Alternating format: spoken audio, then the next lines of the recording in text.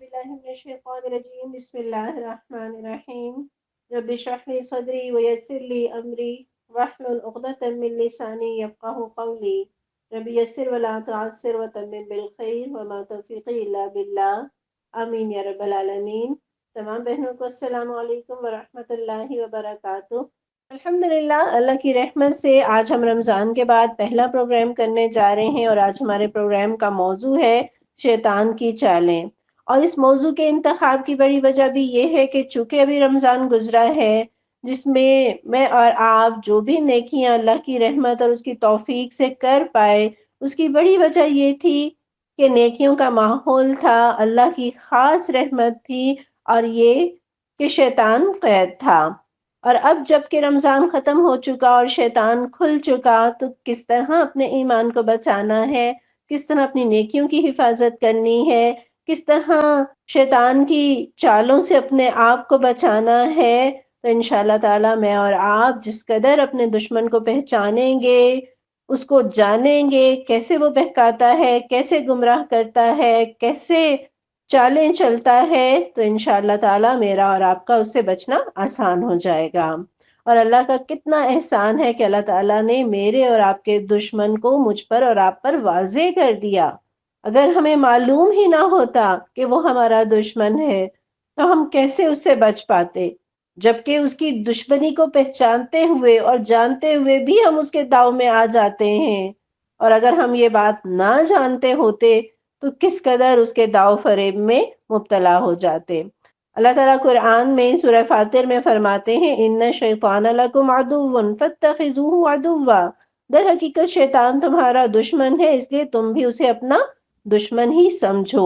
یعنی وہ تو تمہارا دشمن ہے، کہیں ایسا نہ ہو تم اس سے دوستی گانٹ بیٹھو یا معصومیت میں اس کی چالوں کا شکار ہو جاؤ، تم اسے اپنا دشمن سمجھو۔ تو آئیے شیطان کے بارے میں جانتے ہیں۔ شیطان کا لفظ شطن سے نکلا ہے، اور شطن دوری کو کہتے ہیں، یعنی شیطان اللہ کی رحمت سے دور ہے، ہدایت سے دور ہے، اللہ کی جنت سے دور ہے۔ اور اس کا ایک نام ابلیس بھی ہے، اور ابلیس کا مطلب بھی کیا ہے کہ انتہائی مایوس، شیطان اللہ کی رحمت سے مایوس ہے۔ تو قرآن میں اور آپ پڑھتے ہیں کہ ابلیس جو ہے وہ جنوں میں سے تھا، اور یہ کہ اس کی تخلیق آگ سے ہوئی، اور وہ ہمیں دکھائی نہیں دیتا، ہم اسے نہیں دیکھ سکتے مگر وہ ہمیں دیکھتا ہے۔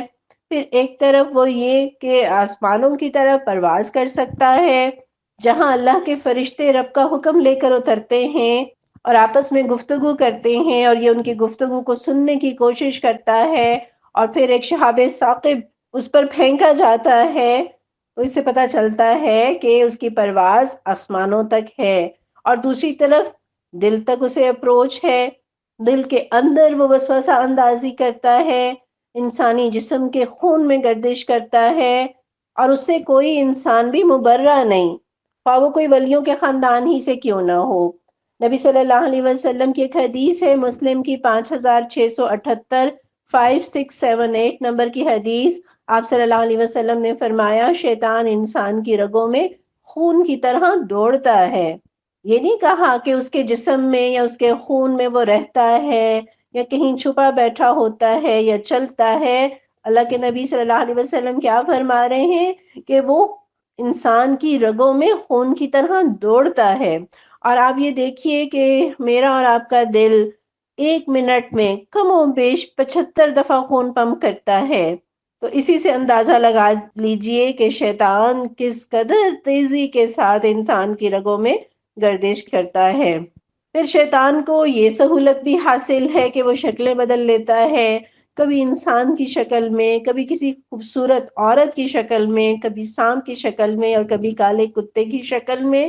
تو یہ صلاحیت بھی اللہ نے اسے عطا کی ہے۔ پھر اس کا ہیڈ کوارٹر کہاں ہے؟ اس کا ہیڈ کوارٹر سمندر پر ہے، وہاں سے یہ اپنے لشکر روانہ کرتا ہے۔ مسلم کی 7105 نمبر کی حدیث ہے، جابر رضی اللہ عنہ راوی ہیں، فرماتے ہیں میں نے نبی صلی اللہ علیہ وسلم کو فرماتے ہوئے سنا کہ ابلیس کا تخت سمندر پر ہے، اور وہ اپنے لشکر روانہ کرتا رہتا ہے تاکہ وہ فتنے برپا کرے، اور اس کے نزدیک درجے میں سب سے بڑا وہ ہے جو زیادہ بڑا فتنہ برپا کرے۔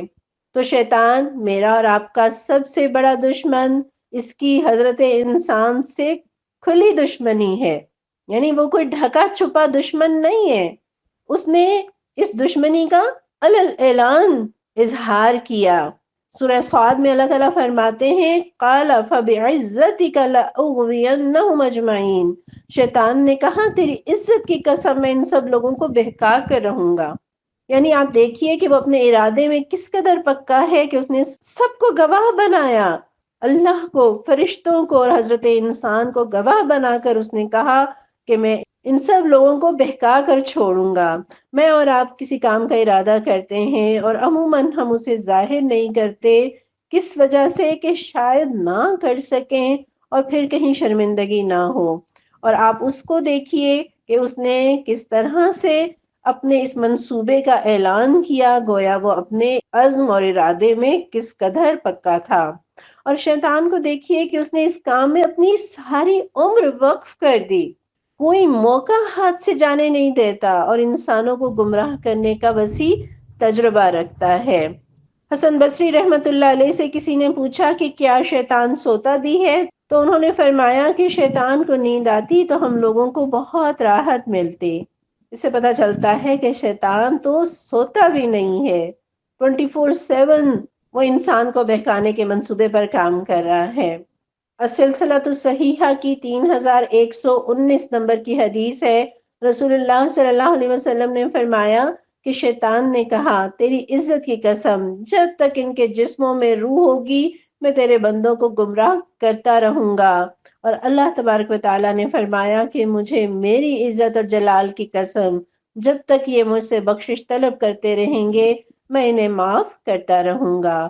یعنی شیطان کا کام ہے بہکانا، لیکن میرا اور آپ کا کام کیا ہے کہ کوئی غلطی ہو جائے تو رب کی طرف پلٹنے میں دیر نہ کریں، اللہ سے معافی مانگ لے، اللہ بخشنے کے لیے تیار رہتے ہیں۔ پھر شیطان کے حوالے سے ہم یہ دیکھتے ہیں کہ ہر انسان کے ساتھ ایک شیطان لگا ہوا ہے۔ مسلم کی 7109 نمبر کی حدیث ہے، آپ صلی اللہ علیہ وسلم نے فرمایا کہ ہر شخص کے لیے ایک ساتھی جنوں میں سے اور ایک ساتھی فرشتوں میں سے مقرر کر دیا ہے، یعنی ہر انسان کے ساتھ ایک شیطان ہے اور ایک فرشتہ ہے۔ اس سے پتہ چلتا ہے کہ شیطان انسان کو برائی کی طرف مائل کرتا رہتا ہے اور فرشتہ انسان کو نیکی کی طرف مائل کرتا ہے، فیصلہ انسان کو خود کرنا ہوتا ہے۔ مسلم ہی کی 7108 نمبر کی حدیث ہے، رسول اللہ صلی اللہ علیہ وسلم نے فرمایا تم میں سے کوئی شخص بھی نہیں مگر اللہ نے اس کے ساتھ جنوں میں سے اس کا ایک ساتھی مقرر کر دیا ہے جو اسے برائی کی طرف مائل کرتا رہتا ہے۔ صحابہ نے کہا اللہ کے رسول صلی اللہ علیہ وسلم آپ کے ساتھ بھی؟ آپ نے فرمایا اور میرے ساتھ بھی، لیکن اللہ نے اس کے مقابلے میں میری مدد فرمائی اور وہ مسلمان ہو گیا، اس لیے اب وہ مجھے خیر کے سوا کوئی بات نہیں کہتا۔ تو گویا ہر انسان کے ساتھ شیطان لگا ہوا ہے جو اسے بہکاتا رہتا ہے، اور اس کے ساتھ ایک فرشتہ بھی ہے جو نیک خیالات دل میں ڈالتا ہے، اسی وجہ سے انسان جو ہے وہ کشمکش محسوس کرتا ہے۔ اچھا، شیطان اکیلا نہیں ہے، جنوں میں سے اور انسانوں میں اس کے کئی ایجنٹ اور چیلے ہیں، اس کا اپنا لاؤ لشکر ہے، وہ اولاد بھی رکھتا ہے، اور وہ چاہتا کیا ہے، اس کا ایجنڈا کیا ہے اور اس کا گول کیا ہے۔ سورہ فاتر ہی کی آیت نمبر 6 مجھے اور آپ کو یہ بتاتی ہے انما یدعو حزبہ لیکونوا من اصحاب السعیر، کہ وہ تو اپنے پیرووں کو اپنی راہ پر اس لیے بلا رہا ہے کہ وہ دوزخیوں میں شامل ہو جائیں، لیکونوا من اصحاب السعیر، تاکہ انسان بھڑکتی ہوئی آگ میں جا پڑے۔ تو جو شیطان کے وعدوں پر جئیں گے، جو اس کا ساتھ نبھائیں گے، اس کی پیروی کریں گے، تو حشر اسی کے ساتھ ہے۔ سورہ اعراف میں اللہ تعالیٰ نے فرمایا ہے قَالَ اخْرُجْ مِنْهَا مَذْءُومًا مَدْحُورًا لَمَن تَبِعَكَ مِنْهُمْ لَأَمْلَأَنَّ جَهَنَّمَ مِنْكُمْ أَجْمَعِينَ، کہ نکل جا یہاں سے ذلیل اور ٹھکرایا ہوا، یقین رکھ کہ ان میں سے جو تیری پیروی کریں گے تجھ سمیت ان سب سے جہنم کو بھر دوں گا۔ تو شیطان کی پیروی کرنے والے کہاں جائیں گے؟ جہاں شیطان کا انجام ہے، یعنی جہنم، وہی اس کے پیروکاروں کا انجام بھی ہے۔ اور جہنم کوئی معمولی جگہ نہیں ہے، بڑی گہری، بڑی اندھیری اور بڑی بھڑکتی ہوئی آگ لیے ہوئے ہے، اللہم اجرنا من النار، اللہم اجرنا من النار، اللہم اجرنا من النار۔ اور شیطان انسان کے ایمان کے لیے ایسے طاق میں ہوتا ہے جیسے کسی شخص کے ہاتھ میں گوشت ہو اور کتے اس کے ارد گرد گوشت جھپٹنے کی طاق میں ہوں، اور شیطان ان لوگوں کے پیچھے اپنا وقت اور صلاحیتیں برباد نہیں کرتا جو آلریڈی اس کے پیچھے چل رہے ہیں، وہ ان کے پیچھے وقت لگاتا ہے جو ایمان اور عمل کی پونجی لیے ہوئے ہیں۔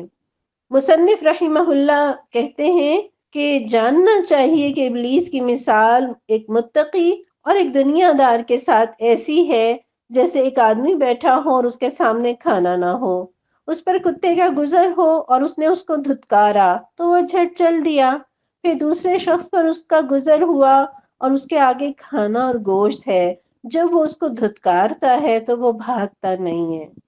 یعنی ایک متقی شخص کی مثال ایسے جیسے اس کے آگے کھانا اور گوشت ہے، اور جب کتے کا گزر ہوتا ہے اور وہ انسان اسے دھتکارتا ہے تو وہ بھاگتا نہیں ہے، کیونکہ اس کی تو دلچسپی ہے، اسے تو کھانا اور گوشت چاہیے۔ اور ہم جانتے ہیں نا، چور تو وہیں آتا ہے جہاں کوئی خزانہ ہوتا ہے، تو شیطان بھی حملہ وہیں کرتا ہے جہاں کہیں اسے ایمان اور عمل کی پونجی دکھائی دیتی ہے۔ اور قرآن ہی مجھے اور آپ کو بتاتا ہے کہ شیطان صراط مستقیم پر بیٹھتا ہے۔ یعنی ہم نے یہ سمجھا تھا کہ شیطان جہاں برائی اور بے حیائی کے اڈے ہیں وہاں پایا جاتا ہوگا، تو پتہ چلا کہ وہاں جانے کی اسے کیا ضرورت، وہ لوگ تو آلریڈی شیطان کے ایجنڈے پر چل رہے ہیں، وہ تو صراط مستقیم پر آ کر بیٹھتا ہے، وہ تو جنت کے راستے میں گھات لگا کر بیٹھتا ہے۔ تو بڑے محتاط ہونے کی ضرورت ہے۔ اور شیطان اپنے مشن میں کتنا کامیاب ہے۔ کسی بزرگ نے کہا کہ میں نے شیطان کو دیکھا، اس نے مجھ سے کہا کہ ایک زمانہ تھا میں لوگوں سے ملتا تھا تو ان کو تعلیم دیتا تھا، اب یہ حالت ہے کہ ان سے ملتا ہوں اور خود تعلیم لیتا ہوں۔ اور واقعی یہ حقیقت ہے کہ انسان جب گمراہی کے رستے پر چلتا ہے تو اسفل السافلین کے درجے پر جا گرتا ہے، جانوروں اور درندوں سے بھی کہیں آگے بڑھ جاتا ہے۔ قرآن جگہ جگہ شیطان کی دشمنی کو واضح کرتا ہے۔ سورہ بقرہ میں اللہ تعالیٰ فرماتے ہیں کہ وَلَا تَتَّبِعُوا خُطُوَاتِ الشَّيْطَانِ إِنَّهُ لَكُمْ عَدُوٌّ مُّبِينٌ۔ شیطان کی پیروی نہ کرو کہ وہ تمہارا کھلا دشمن ہے۔ اسی طرح سورہ بنی اسرائیل میں اللہ تعالیٰ فرماتے ہیں إِنَّ الشَّيْطَانَ كَانَ لِلْإِنسَانِ عَدُوًّا مُّبِينًا۔ حقیقت یہ ہے کہ شیطان انسان کا کھلا دشمن ہے۔ ابن مسعود رضی اللہ عنہ بیان کرتے ہیں، یہ مشکوٰۃ المصابیح کی 166 نمبر کی حدیث ہے کہ رسول اللہ صلی اللہ علیہ وسلم نے ہمارے لیے خط کھینچا اور پھر فرمایا یہ اللہ کی راہ ہے۔ پھر آپ صلی اللہ علیہ وسلم نے اس کے دائیں بائیں کچھ خط کھینچے اور فرمایا کہ یہ اور راہیں ہیں، اور ان میں سے ہر راہ پر ایک شیطان ہے جو اس راستے کی طرف بلاتا ہے۔ اور پھر آپ صلی اللہ علیہ وسلم نے یہ آیت تلاوت فرمائی کہ یہ میری سیدھی راہ ہے، بس اس کا اتباع کرو۔ گویا رسول اللہ صلی اللہ علیہ وسلم نے بتایا کہ گمراہی کی بے شمار راہیں ہیں، اور ہر گمراہی کے راستے پر شیطان بیٹھا انسانوں کو اپنے راستے کی دعوت دے رہا ہے۔ تو اے انسانوں، اللہ کی راہ پر گامزن رہو۔ اب ہم بات کریں گے شیطان کی چالوں پر، اور انشاءاللہ اس کے ساتھ ساتھ ہم یہ بھی دیکھتے جائیں گے کہ شیطان کی چالوں سے بچنے کے طریقے کیا ہیں۔ ہم یہ جانتے ہیں نا کہ انسان کی نجات کے لیے دو چیزیں بہت ضروری ہیں، ایک ایمان اور دوسرے اعمال صالحہ۔ اور شیطان کی چاہت کیا ہے کہ انسان وہ کرے جو اسے نہیں کرنا چاہیے، اور وہ بالکل بھی نہ کرے جو اسے کرنا چاہیے۔ تو گویا جس جس چیز کی شیطان دعوت دیتا ہے ہر اس چیز سے بچنا ہے۔ سورہ اعراف میں اللہ تعالیٰ فرماتے ہیں ثُمَّ لَآتِيَنَّهُم مِّن بَيْنِ أَيْدِيهِمْ وَمِنْ خَلْفِهِمْ وَعَنْ أَيْمَانِهِمْ وَعَنْ شَمَائِلِهِمْ وَلَا تَجِدُ أَكْثَرَهُمْ شَاكِرِينَ۔ شیطان کا ایجنڈا اللہ تعالیٰ یہاں بتاتے ہیں کہ شیطان کہتا ہے کہ میں آگے سے، پیچھے سے، دائیں اور بائیں ہر طرف سے ان کو گھیروں گا، اور تو ان میں سے اکثر کو شکر گزار نہ پائے گا۔ یعنی شیطان آگے سے حملہ آور ہوتا ہے، اور آگے سے اس کا حملہ کیا ہے کہ وہ آخرت سے غافل کرتا ہے۔ کتنی دنیا ہے جو کہتی ہے کہ آخرت ہے ہی نہیں، بس جو کچھ بھی ہے یہی دنیا کی زندگی ہے، اور کتنی دنیا ہے جو کہتی ہے کہ آخرت ہے، مگر ہمیں ہمارے نبی بخشوا لیں گے۔ اور کتنوں کو وہ آخرت کا انکار تو نہ کرا سکا، لیکن یہ کہلوا کر کہ اللہ معاف کرے گا، اللہ غفور الرحیم ہے، یہ کہہ کر اس نے گناہوں میں ڈبو دیا۔ 1.25 ارب مسلمان اللہ غفور الرحیم ہے کہہ کر سود بھی کھاتے ہیں، رشوت بھی لیتے اور دیتے ہیں، بے حیائی کے کام بھی کرتے ہیں، دھوکہ بھی دیتے ہیں، حتیٰ کہ قتل بھی کرتے ہیں اور کہتے ہیں کہ اللہ معاف کرنے والا ہے۔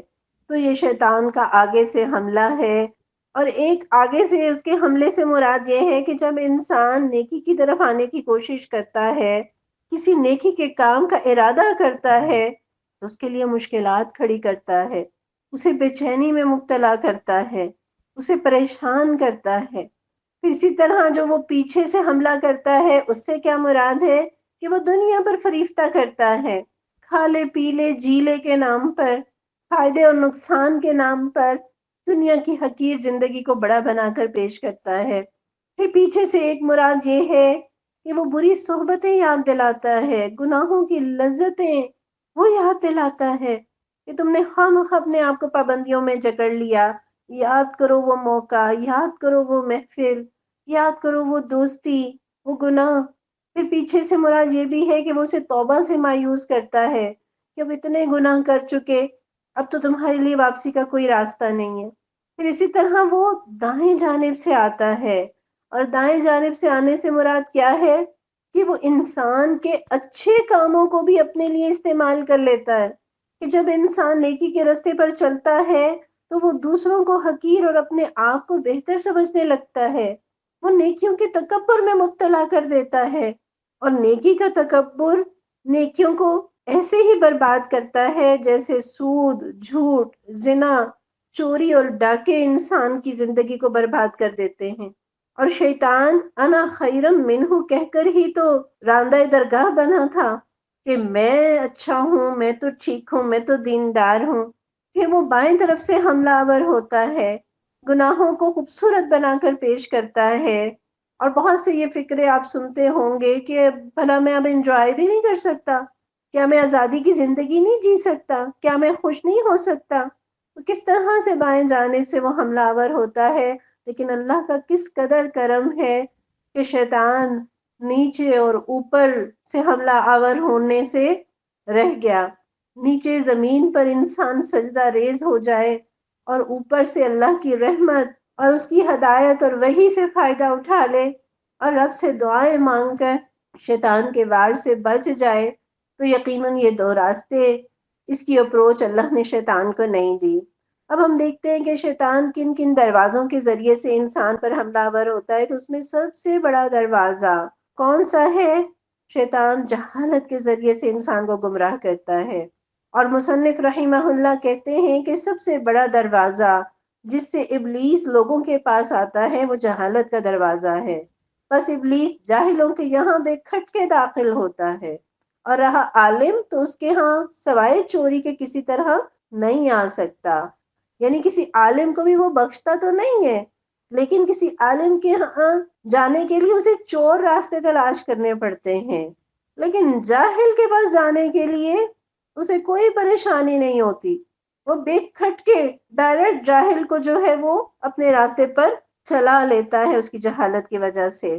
پھر اسی طرح آپ دیکھیے علم روشنی ہے، جب شیطان نے ان کے علم کے چراغ ہی بجھا دیے تو اندھیرے میں جس طرح چاہے ٹھوکریں لگوائے۔ اور شیطان نے انسان کو سجھایا کہ علم سیکھنا تو مشقت طلب کام ہے، بڑی محنت لگتی ہے، بڑا مشکل کام ہے، اور اس نے تن آسانی کو مزین کر کے پیش کیا، انسان کو سست کیا۔ لیکن کیا انسان یہ نہیں جانتا کہ گلاب ہمیشہ کانٹوں کے ساتھ ہوتا ہے؟ دنیا کی گھٹیا سے گھٹیا چیز پانے کے لیے محنت کرنی پڑتی ہے۔ اگر ہم علم سیکھنا چاہتے ہیں تو اس کے لیے کچھ مشکلات تو برداشت کرنی پڑیں گی نا، قربانی تو دینی پڑے گی، اپنے کمفرٹ زون سے باہر تو آنا پڑے گا۔ اور پھر شیطان نے انسان کو اس وہم میں ڈالا کہ اصل مقصود تو عمل ہے، حالانکہ وہ نہیں جانتا کہ علم میں مشغول ہونا ایک پورا عمل ہے۔ پھر عبادت گزاروں پر ابلیس نے یہ چھال چلی کہ انہوں نے علم پر عبادت کو ترجیح دی، حالانکہ نوافل سے علم افضل ہے۔ علم جو ہے وہ قلبی عمل ہے، اور قلبی عمل بنسبت ظاہری اعضاء کے اعمال کے افضل ہوتا ہے، بلکہ اعضاء کا کوئی عمل قلبی عمل کے بغیر یعنی نیت کے بغیر درست ہی نہیں ہوتا۔ اسی سے اندازہ لگا لیجئے کہ قلبی عمل کی اہمیت ظاہری یا جسمانی عمل پر کئی اعتبار سے افضل ہے۔ اسی طرح مطرف بن عبداللہ رحمہ اللہ کہتے ہیں کہ زائد علم زائد عبادت سے بہتر ہے۔ معافی بن عمران رحمہ اللہ کہتے ہیں ایک حدیث لکھنا مجھے تمام رات کی عبادت سے زیادہ محبوب ہے۔ سوچئے ایک حدیث لکھنا تمام رات کی عبادت سے زیادہ محبوب خیال کرتے ہیں، اور ہم یہ جانتے ہیں نا کہ شیطان وسوسہ اندازی کرتا ہے اور علم وسوسے دور کرتا ہے۔ قیس بن حجاج سے روایت ہے کہ مجھے میرے شیطان نے کہا کہ میں جو تجھ میں داخل ہوا تو میں ایک اونٹنی کی طرح تھا، یعنی اونٹنی کس قدر بڑی ہوتی ہے۔ اس نے کہا کہ میں جو تجھ میں داخل ہوا تو میں ایک اونٹنی کی طرح تھا، اور آج میں تمہارے لیے چڑیا کی طرح رہ گیا ہوں۔ تو قیس بن حجاج کہتے ہیں میں نے کہا وہ کیوں؟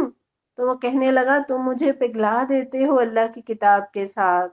سبحان اللہ، جوں جوں اللہ کی کتاب کے ساتھ تعلق مضبوط ہوتا چلا جاتا ہے، شیطان کمزور ہوتا چلا جاتا ہے۔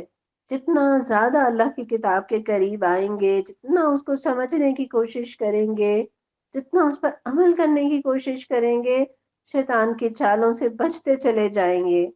اور جتنا آپ مصحف کے قریب جائیں گے، شیطان پینک ہوتا چلا جائے گا، لاغر ہوتا چلا جائے گا۔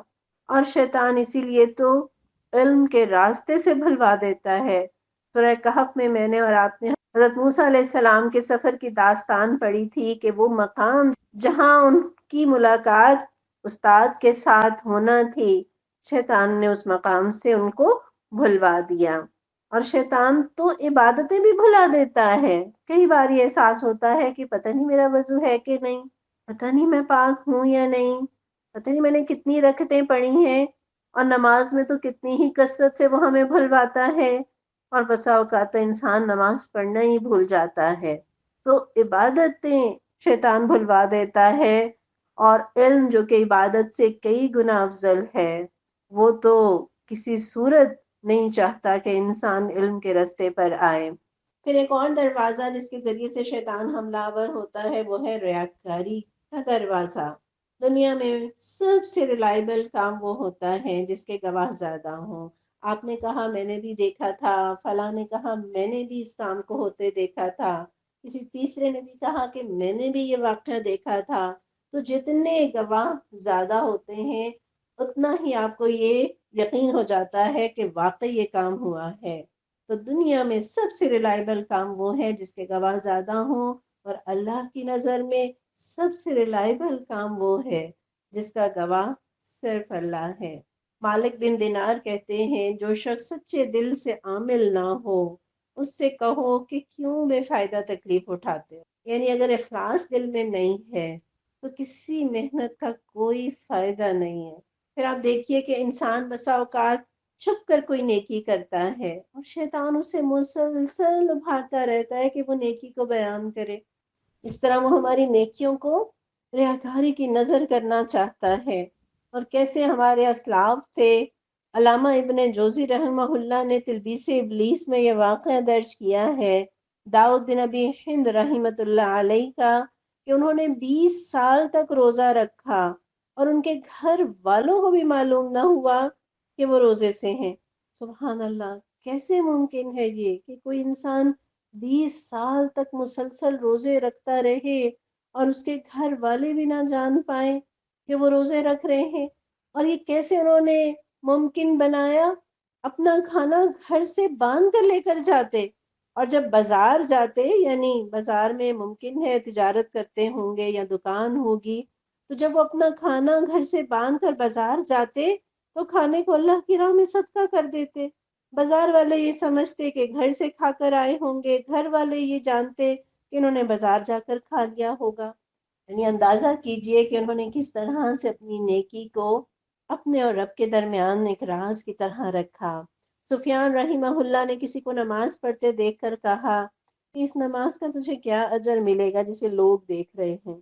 اور یقیناً یہ نفل نماز ہوگی نا، فرض تو باجماعت پڑھنا افضل ہے، سب کے ساتھ پڑھنا افضل ہے، لیکن نوافل نبی صلی اللہ علیہ وسلم کا طریقہ کار بھی یہ تھا کہ وہ گھر میں جا کر ادا کیا کرتے تھے۔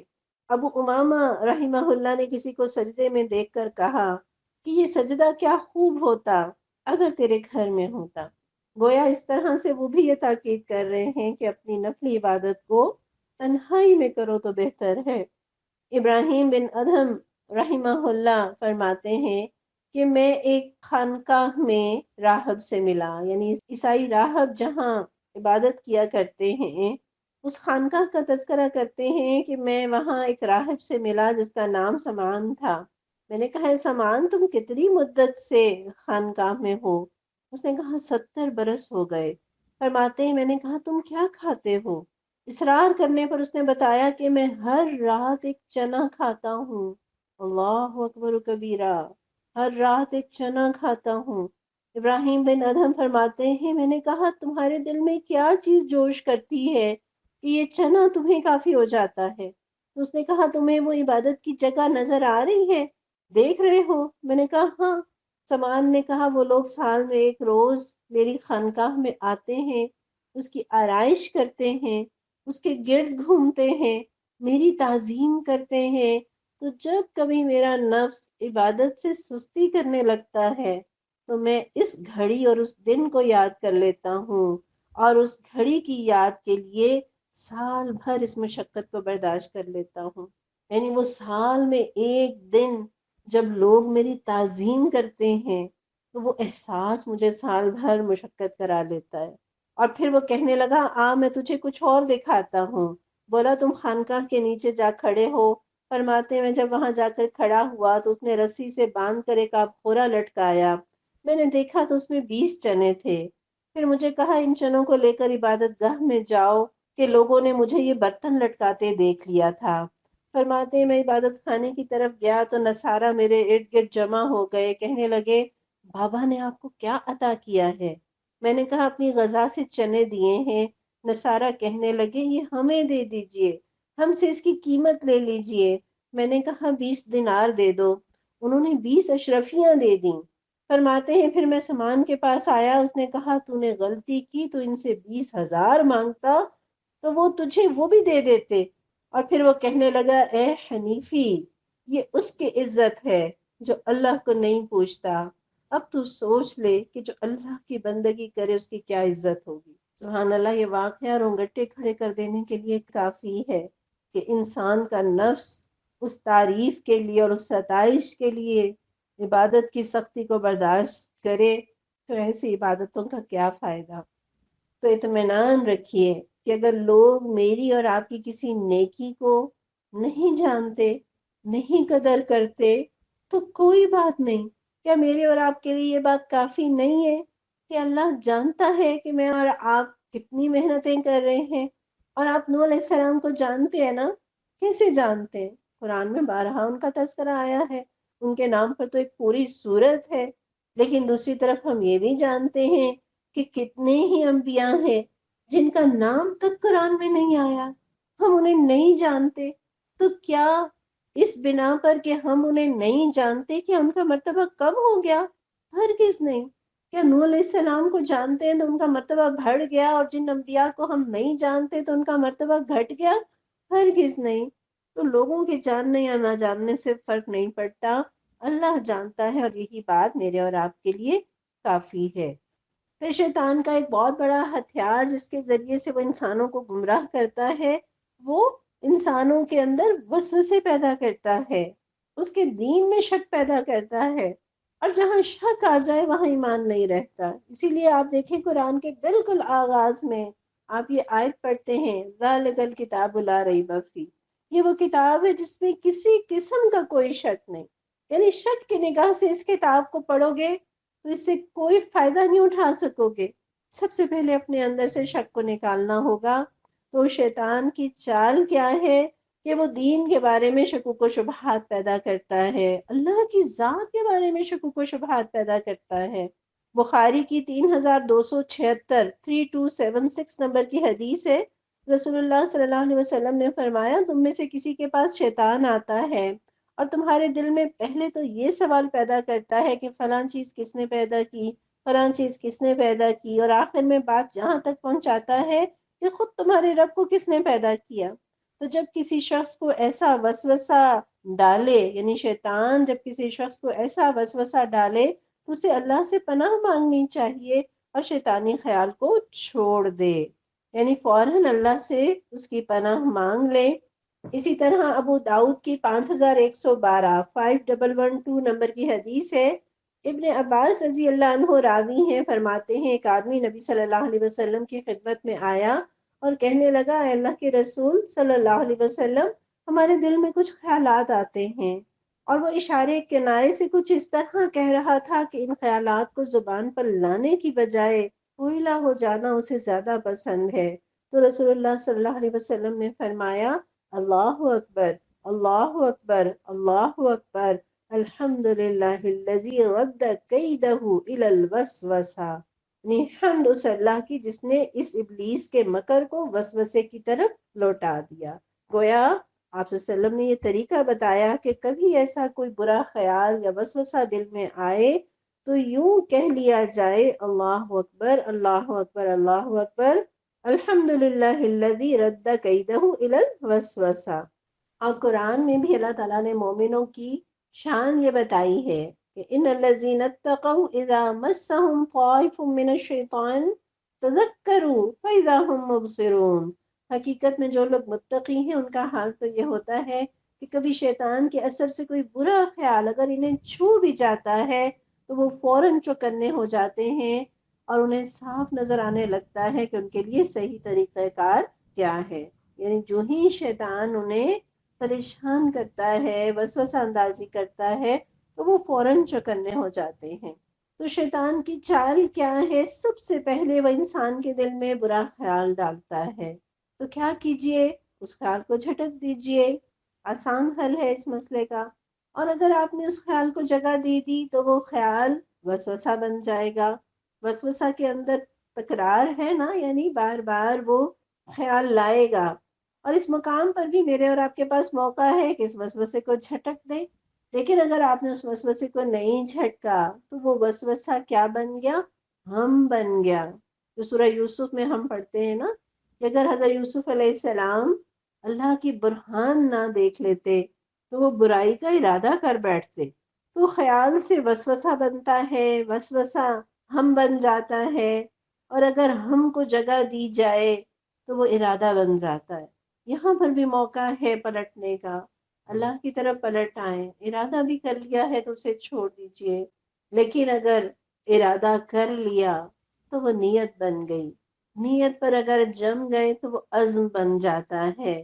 یہاں پر بھی پلٹنا ممکن ہے، کسی برائی کا عزم کیوں نہ کر لیا ہو، واپس آ جائیے، یو ٹرن لے لیجئے، پلٹ جائیے اپنے پروردگار کی طرف، نیکی کی طرف پلٹ جائیے۔ لیکن اگر عزم پر بھی ڈٹ گئے ہیں تو یہ برائی کا عزم آپ کی زبان کے الفاظ بن جائیں گے، آپ کا قول بن جائے گا، یعنی پھر آپ کہنے لگتے ہیں یعنی میں ہرگز فلاں رشتہ دار کو نہیں ملوں گا، یعنی وہ عزم جو تھا وہ آپ کا قول بن گیا۔ یہاں پر بھی پلٹنے کا موقع ہے، لیکن اگر نہیں پلٹیں گے تو یہ قول عمل بن جائے گا۔ عمل سے بھی واپسی کا راستہ ہے، لیکن اگر کوئی عمل پر اصرار کرتا چلا جائے تو وہ عمل اس کی عادت بن جاتا ہے، وہ عادت انسان کی فطرت ثانیہ بن جاتی ہے۔ یعنی اصل فطرت تو انسان کی توحید پرست ہے، لیکن جب انسان برائی کی عادت بنا لیتا ہے تو وہ اس کی فطرت ثانیہ بن جاتی ہے، جس کے بارے میں کہا یہ جاتا ہے کہ پہاڑ ٹل سکتا ہے مگر فطرت نہیں بدلتی، لیکن یہ تو دنیا کہتی ہے۔ فطرت ثانیہ کا علاج بھی ممکن ہے، اور اس بیماری سے اس کا علاج اتنا ہی دور ہے جتنی پیشانی زمین سے دور ہے۔ پیشانی زمین پر رکھ دیجئے، رب کے حضور سجدے میں رکھ دیجئے، اللہ کی رحمت سے یہ بیماری بھی چلی جائے گی۔ ہاں ہم یہ جانتے ہیں کہ بیماری کے آغاز میں اس کا علاج کرنا آسان ہوا کرتا ہے، ورنہ بعد میں بڑھتے بڑھتے وہ بیماری جان لیوا بھی ہو جاتی ہے۔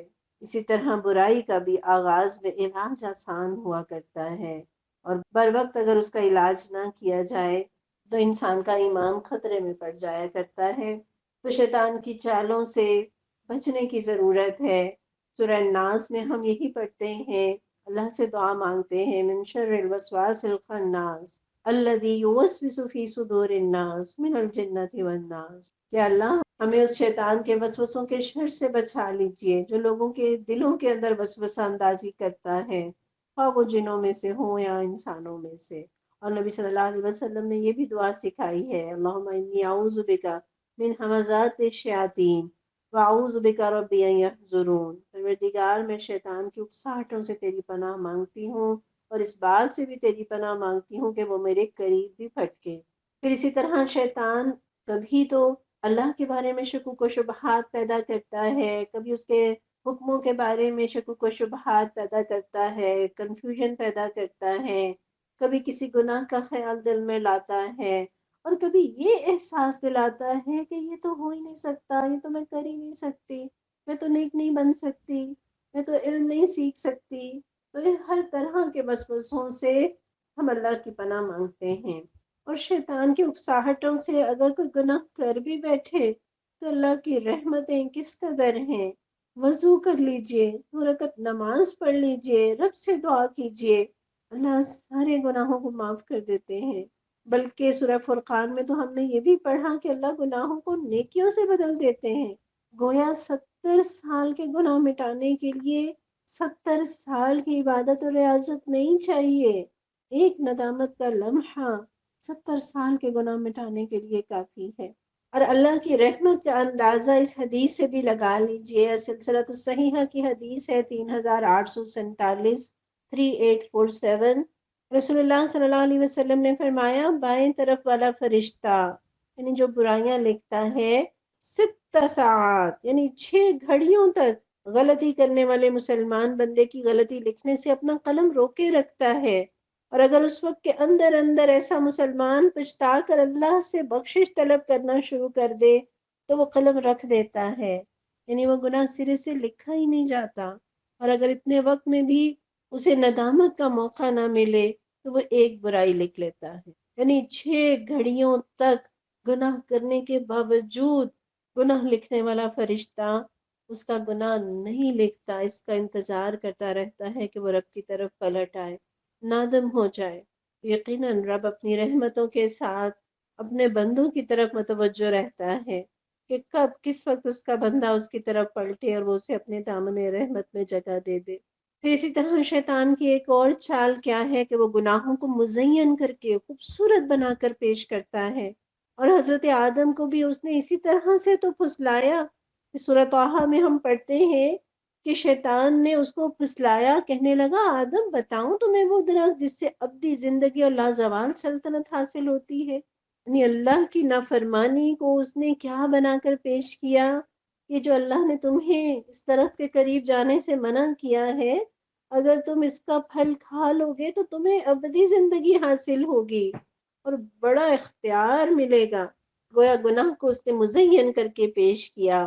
آج کے معاشرے میں بھی دیکھ لیجئے، سود کا نام انٹرسٹ رکھ دیا گیا، فساد کا نام اصلاح رکھ دیا، مائیں بچوں کو جنم نہ دیں اسے فیملی پلاننگ کا نام دے دیا، سوشل ویلفیئر اور خواتین کی صحت کا نام دے دیا، پھر حقوق نسواں کے نام پر، آزادی نسواں کے نام پر کیسے کیسے فریب میں اس نے مبتلا کیا۔ کبھی انسانی شکل میں آ کر حوصلہ افزائی کرتا ہے، اور اس نے برائیوں کو اس قدر خوبصورت بنا کر پیش کیا کہ لوگ برائی کرتے ہیں اور اس پر فخر کرتے ہیں، بے حیائی کے کام کرتے ہیں اور اسے فیشن سمجھتے ہیں۔ ایسے لوگوں کو آرٹسٹ اور آئیڈیل اور سیلیبریٹی جیسے اچھے اچھے نام دیتے ہیں، ان کے لیے ایوارڈ شوز رکھے جاتے ہیں۔ گناہوں کو مزین کر کے خوبصورت بنا کر پیش کرنے میں شیطان کا کوئی ثانی نہیں ہے۔ پھر ایک اور شیطان کا وار کیا ہے کہ وہ اپنی آواز کے ذریعے سے انسان کو برائی کے راستے پر لے اڑتا ہے، اور قرآن میں بھی اللہ تعالیٰ نے فرمایا ہے نا، وَاسْتَفْزِزْ مَنِ اسْتَطَعْتَ مِنْهُمْ بِصَوْتِكَ، تو جس کو چاہتا ہے پھسلا لے اپنی آواز کے ساتھ۔ اور مجاہد رحمہ اللہ کہتے ہیں کہ اس آیت سے مراد غنا اور مزامیر ہیں، یعنی گانا اور موسیقی کے آلات۔ اور راگ میں یعنی موسیقی میں دو باتیں جمع ہوتی ہیں، ایک تو دل کو اللہ کی عظمت میں غور کرنے اور اس کی خدمت میں قائم رہنے سے انسان کو غافل کر دیتا ہے، اور دوسرے دل کو جلد حاصل ہونے والی لذتوں کی طرف راغب کرتا ہے اور ان کو پورا کرنے کی ترغیب دیتا ہے۔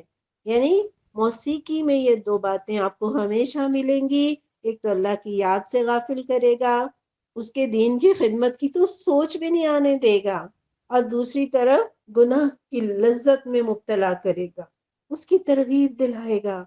نافع کہتے ہیں ایک بار ابن عمر رضی اللہ عنہ نے کسی چرواہے کی بانسری کی آواز سنی تو جلدی سے اپنے دونوں کانوں میں انگلیاں ڈال لیں اور اپنی سواری کو راستے سے موڑ دیا۔ بار بار پوچھتے تھے، اے نافع کیا وہ آواز آتی ہے؟ میں کہہ دیتا کہ ہاں، تو چلتے چلتے میں نے کہا اب وہ آواز نہیں آتی۔ تب اپنے ہاتھ کانوں سے جدا کیے اور سواری کو رستے کی طرف لوٹایا اور بولے کہ میرے سامنے رسول اللہ صلی اللہ علیہ وسلم نے کسی چرواہے کی بانسری سنی تھی تو آپ نے یہی عمل فرمایا تھا جیسے میں نے کیا۔ یعنی آپ صلی اللہ علیہ وسلم نے موسیقی کو سننا گوارا نہیں کیا۔ تو زنا اور غنا میں بڑا تناسب ہے۔ یہ موسیقی اور فحش گانے انسان کو زنا کی طرف راغب کرتے ہیں۔ مسلم کی 5895 5895 نمبر کی حدیث ہے، ابو سعید خدری رضی اللہ عنہ سے روایت ہے، کہنے لگے ایک بار ہم رسول اللہ صلی اللہ علیہ وسلم کے ساتھ ارج کے علاقے میں جا رہے تھے کہ ایک شاعر شعر پڑھتا ہوا سامنے سے گزرا تو رسول اللہ صلی اللہ علیہ وسلم نے فرمایا شیطان کو پکڑو، یا فرمایا شیطان کو روکو۔ پھر آپ نے فرمایا انسان کے پیٹ کا پیپ سے بھر جانا اس سے بہتر ہے کہ وہ شعر سے بھرے۔ اور یہاں کون سی شاعری کا ذکر ہے؟ یہ وہ شاعری جو عشقیہ شاعری، جو بے حیائی پر ابھارنے والی شاعری ہے، جو عشقیہ یا شرکیہ شاعری ہے، جو انسان کو بے حیائی کی ترغیب دلاتی ہے یا اس کے عقیدے کو خراب کرتی ہے۔ تو ایسی شاعری سے انسان کا پیٹ بھرے اس سے کہیں بہتر ہے کہ اس کا پیٹ پیپ سے بھر جائے۔ تو نہ موسیقی کی اسلام میں کوئی گنجائش ہے، نہ ہی گانوں کی، اور نہ ہی رقص کی۔ قرآن میں ایک آیت میں اور آپ پڑھتے ہیں وَلَا تَمْشِ فِي الْأَرْضِ مَرَحًا، کہ زمین میں اترا کر نہ چل۔ تو جب اترا کر چلنا ممنوع ہوا تو رقص کی گنجائش کہاں سے نکلتی ہے؟ گو یہ آج کا ہمارا موضوع نہیں ہے، لیکن یہاں اس کا تذکرہ اس لیے کیا کہ شیطان کی چالوں میں سے ایک بہت بڑی چال یہ ہے کہ وہ موسیقی، گانوں اور رقص کے ذریعے انسان کو اللہ کی یاد سے غافل کرتا ہے اور اپنے راستے پر لے اڑتا ہے۔ پھر ایک اور بہت بڑا ذریعہ شیطان کا انسانوں کو گمراہ کرنے کا، نامحرم سے رغبت کے ذریعے سے۔ حسن بن صالح رحمہ اللہ کہتے ہیں کہ میں نے سنا ہے کہ شیطان عورت سے کہتا ہے تو میرا آدھا لشکر ہے، یعنی آدھا لشکر شیطان کا عورت ہے۔ اور شیطان نے عورت سے کہا کہ تو میرے لیے ایسا تیر ہے کہ جس کو مارتا ہوں نشانہ خطا نہیں جاتا، اور کہا تو میری بھید کی چیز ہے اور تو میری حاجت برلانے میں قاصد کا کام کرتی ہے۔ تو اندازہ کیجئے کہ ایک بری عورت شیطان کے ایجنڈے کو پورا کرنے میں کس قدر معاون و مددگار ہے۔ ابن ماجہ کی 4000 نمبر کی حدیث ہے، رسول اللہ صلی اللہ علیہ وسلم نے ایک مرتبہ کھڑے ہو کر خطبہ ارشاد فرمایا، اور اس میں آپ نے یہ بھی فرمایا کہ یہ دنیا سرسبز اور میٹھی ہے، اللہ تمہیں اس میں دوسروں کا خلیفہ بنا کر دیکھے گا کہ تم لوگ کیسے عمل کرتے ہو۔ خبردار، دنیا کے شر سے بچو اور عورتوں کی وجہ سے گمراہ ہونے سے بچو۔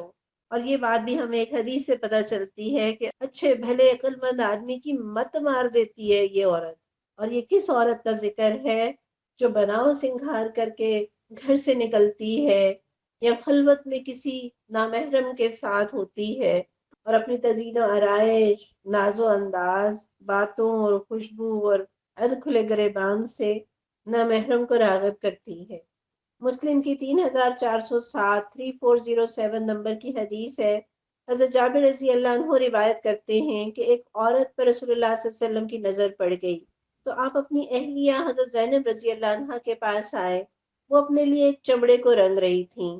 آپ نے گھر میں اپنی ضرورت پوری فرمائی پھر اپنے صحابہ کی طرف تشریف لے گئے اور فرمایا بلا شبہ فتنے میں ڈالنے کے حوالے سے عورت شیطان کی صورت میں سامنے آتی ہے اور شیطان ہی کی صورت میں مڑ کر واپس جاتی ہے۔ تم میں سے کوئی جب کسی عورت کو دیکھے تو اپنی بیوی کے پاس آ جائے، بلا شبہ یہ چیز اس خواہش کو ہٹا دے گی جو اس کے دل میں پیدا ہوئی۔ تو یہاں دیکھیے کہ اس کماش کی عورتیں، ان کے بارے میں رسول اللہ صلی اللہ علیہ وسلم نے کیا فرمایا کہ عورت شیطان کی صورت میں سامنے آتی ہے اور شیطان کی صورت میں مڑ کر واپس جاتی ہے، یعنی تم دھوکہ نہ کھانا اور شیطان کے فریب میں نہ آنا۔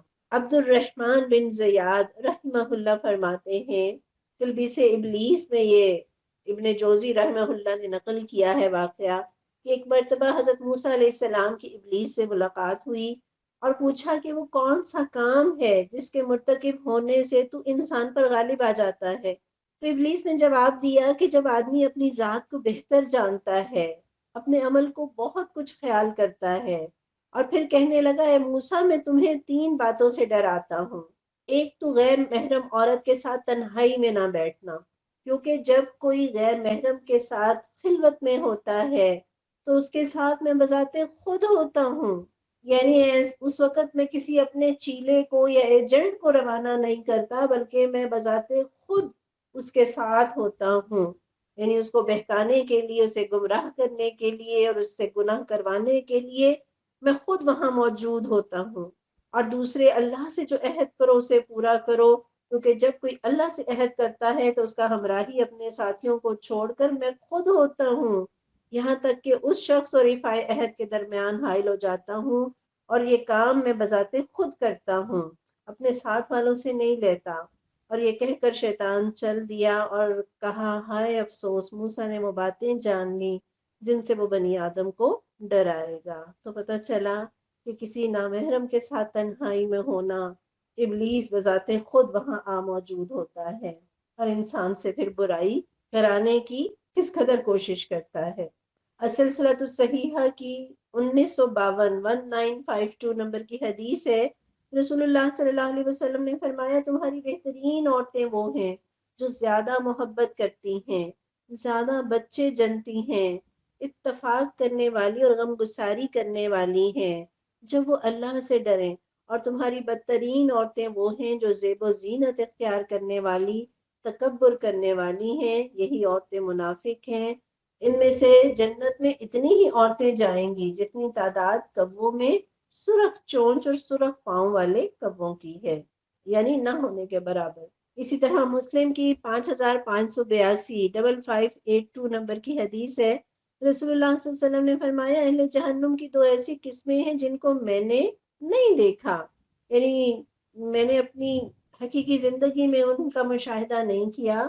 اور پھر فرمایا کہ ایسے لوگ ہیں جن کے پاس بیلوں کی دموں کی طرح کے کوڑے ہیں، وہ ان سے لوگوں کو مارتے ہیں، اور عورتیں جو لباس پہنے میں بھی ننگی اور برائی کی طرف رجھانے والی، خود ریچھی ہوئی، اور ان کے سر لمبی گردنوں والے اونٹوں کی ایک طرف جھکے ہوئے بڑے کوہانوں کی طرح ہیں، اور وہ جنت میں داخل نہ ہوں گی، نہ ہی اس کی خوشبو پائیں گی، جبکہ اس کی خوشبو اتنے لمبے فاصلے سے پائی جاتی ہے۔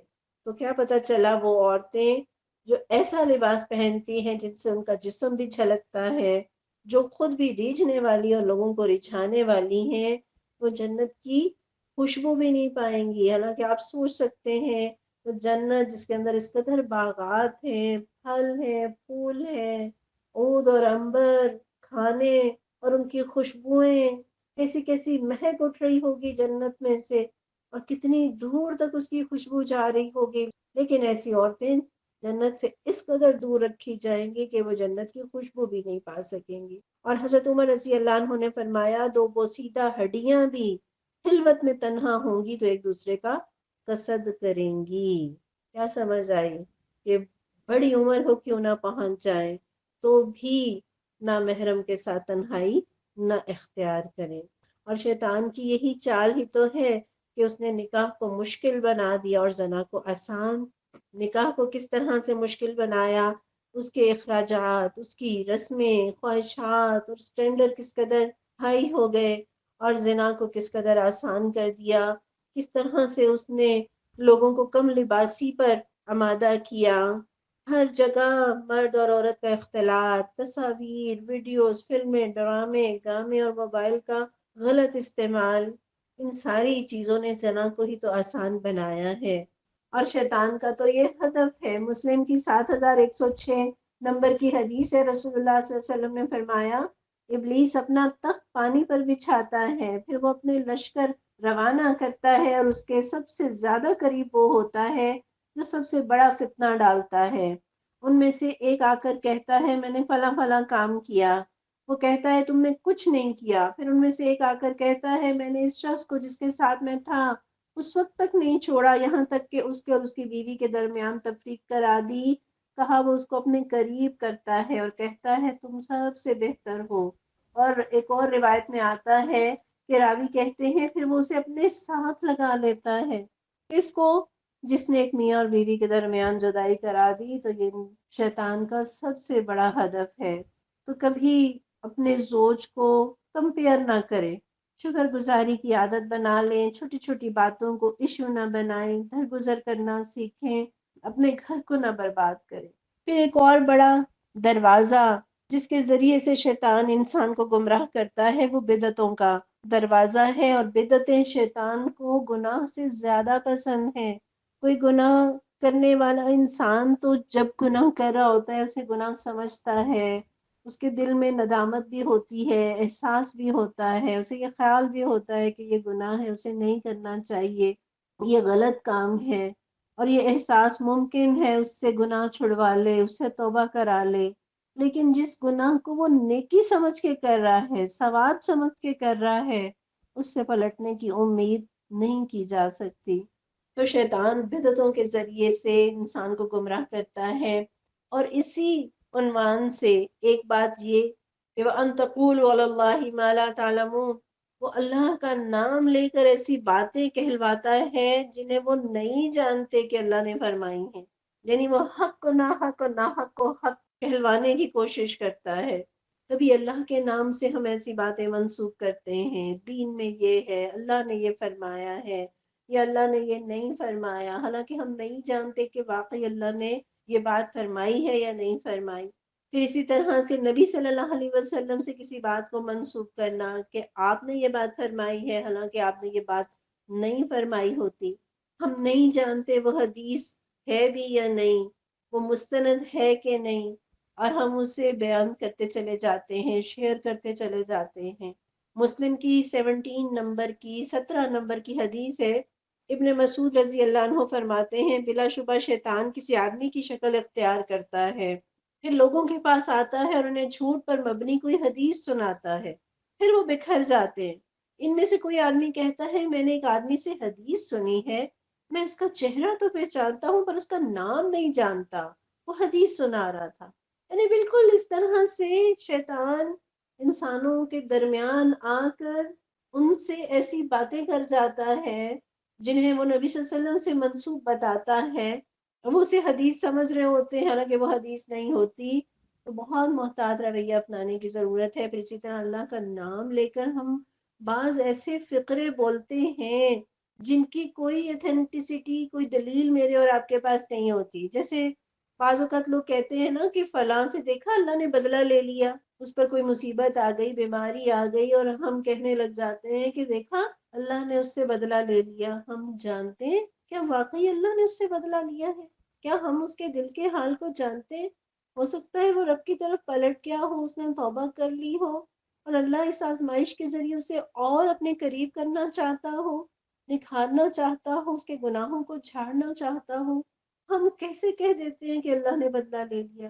پھر کوئی فوت ہوتا ہے تو ہم یہ جملہ بولتے ہیں یا فلاں اللہ کو پیارا ہو گیا۔ یہ ہم کہاں سے جانتے ہیں؟ ہمیں کیا معلوم؟ ہم زیادہ سے زیادہ یہ کہہ سکتے ہیں کہ ہم اللہ کی رحمت سے امید کرتے ہیں کہ وہ اللہ کی رحمتوں میں ہوگا۔ ہم نہیں جانتے کہ کون اللہ کو پیارا ہے اور کون نہیں ہے۔ تو یہ فکرہ جو ہم بولتے ہیں اللہ کا نام لے کر، اس کی کوئی دلیل ہمارے پاس نہیں ہوتی۔ پھر اسی طرح سے ایک اور جملہ ہم کثرت سے بولتے ہیں کہ نیک لوگوں کو اللہ جلدی اٹھا لیا کرتا ہے۔ یہ کہاں قرآن میں لکھا ہے؟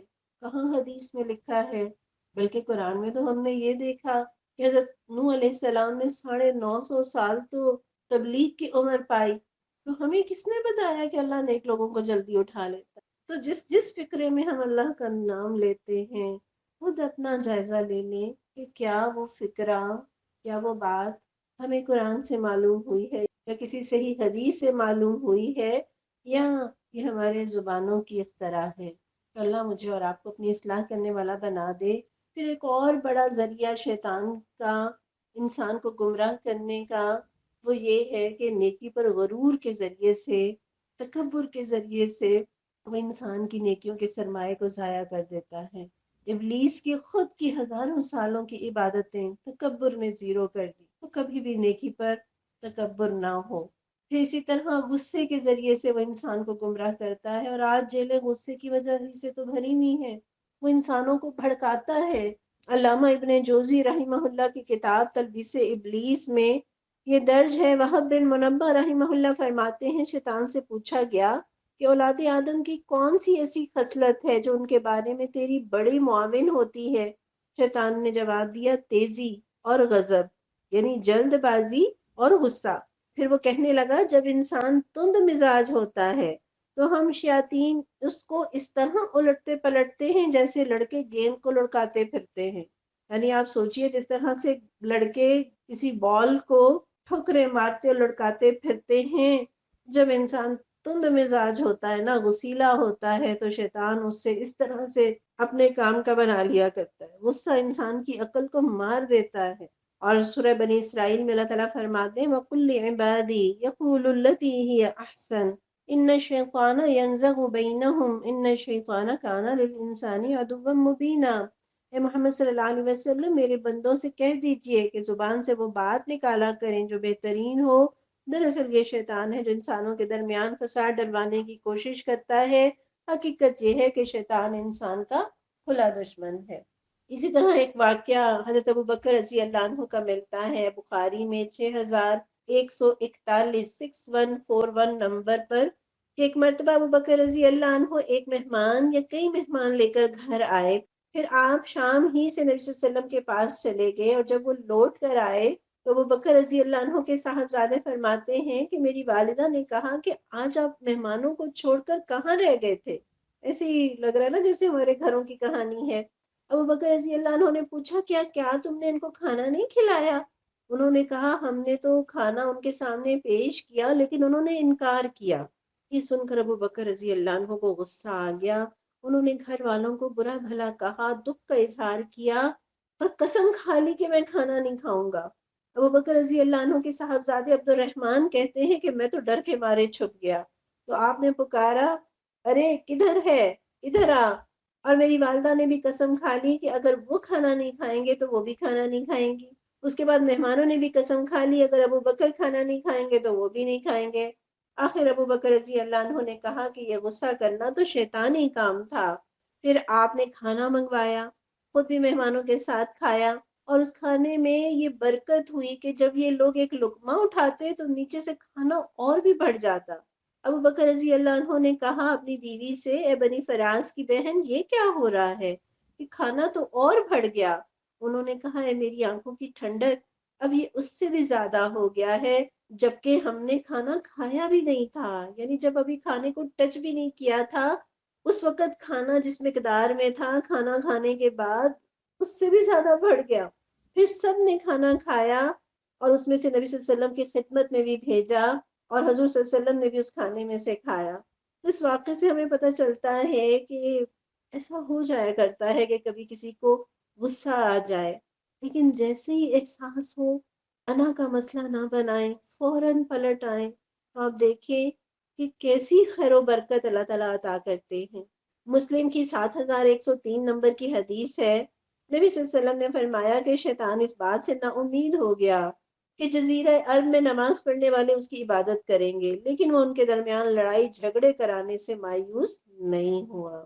یعنی وہ شرک کرانے میں تو کامیاب نہیں ہوا، لیکن وہ ان کے درمیان فتنہ و فساد اور لڑائی اور جھگڑا کرانے سے مایوس نہیں ہوا۔ یعنی یہ کامیاب حربہ ہے جس کے ذریعے سے وہ انسان کو جہنم کے راستے پر دوڑاتا ہے۔ کتنے ہی قتل غصے میں ہو جاتے ہیں، کتنی ہی طلاقیں غصے کی وجہ سے ہو جایا کرتی ہیں۔ آج شیطان نے انسانوں کے درمیان برداشت کے مادے کو ختم کر دیا، میاں بیوی کی نہیں بنتی، ساس بہو ایک دوسرے کو برداشت کرنے کو تیار نہیں ہے، نند بھابھی ایک دوسرے کو نہیں بھاتی، دو بزنس پارٹنر ایک دوسرے سے دل برداشتہ ہیں۔ تو جان جائیے یہ سب شیطان کی چال ہے۔ پھر غصے کے ساتھ ساتھ جلد بازی بھی شیطان کا ہتھیار ہے۔ حضرت انس بن مالک رضی اللہ عنہ نبی صلی اللہ علیہ وسلم کا یہ فرمان نقل کرتے ہیں، اور یہ فرمان مجمع الزوائد میں 12652 نمبر پر موجود ہے۔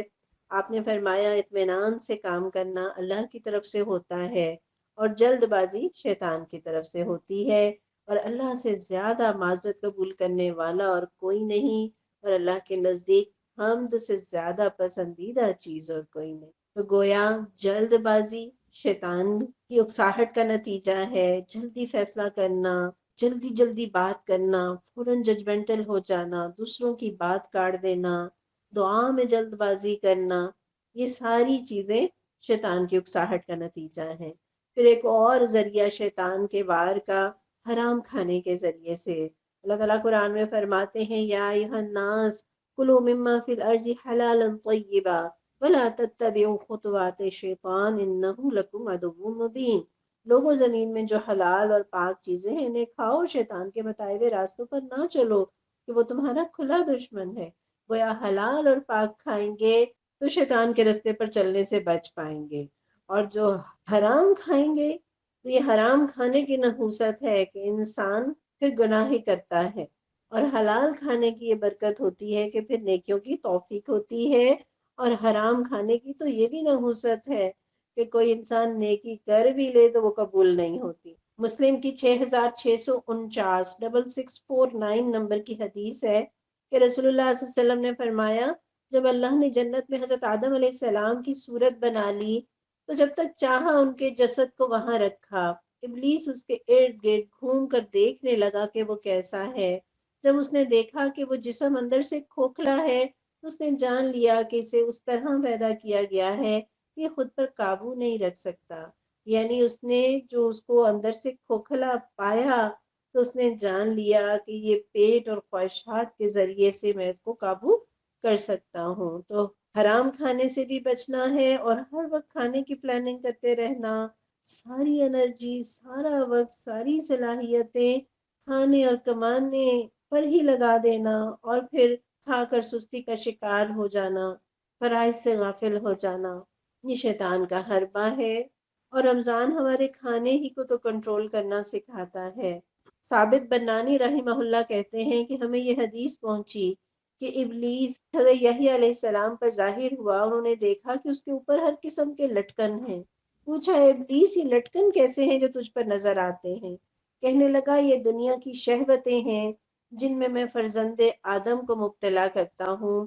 حضرت یحییٰ نے پوچھا ان میں میرے واسطے بھی کچھ ہے؟ بولا جب آپ شکم سیر ہوتے ہیں تو نماز کا پڑھنا آپ پر گراں کر دیتا ہوں، اور ذکر الہی آپ پر بار ہو جاتا ہے۔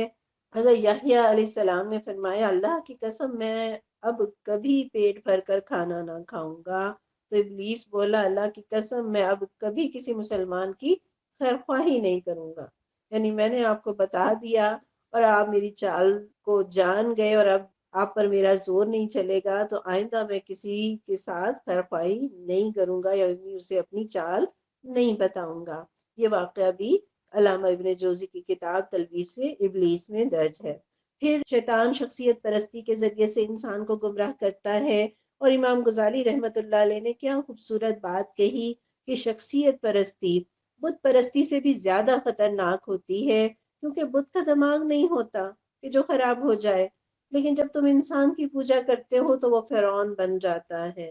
تو شخصیت پرستی شیطان کا بہت بڑا ہتھیار ہے۔ پھر اسی طرح سے وہ انسان کو موت سے غافل کرتا ہے، لمبی امیدیں دلاتا ہے، اللہ کے ذکر سے غافل کرتا ہے۔ سورہ زخرف میں اللہ تعالیٰ فرماتے ہیں وَمَن يَعْشُ عَن ذِكْرِ الرَّحْمَٰنِ نُقَيِّضْ لَهُ شَيْطَانًا فَهُوَ لَهُ قَرِينٌ۔ جو شخص رحمان کے ذکر سے تغافل برتتا ہے ہم اس پر ایک شیطان مسلط کر دیتے ہیں، وہ اس کا رفیق بن جاتا ہے۔ گویا اللہ کے ذکر سے غافل ہونا گویا شیطان اسے اپنا کھلونا بنا لیتا ہے۔ پھر موت سے جو غافل کرتا ہے، موت اگر یاد ہو تو انسان گناہ سے بچے، توبہ میں جلدی کرے، ظلم نہ کرے، نیکی میں اس کا دل لگے، لیکن شیطان اسے موت سے غافل کر کے اسے خوب تسلی اور اطمینان دلاتا ہے کہ ابھی تو بڑی عمر پڑی ہے۔ پھر وہ اسے بے مقصد چیزوں میں بھگاتا ہے۔ ابن ماجہ کی 6737 6737 نمبر کی حدیث ہے۔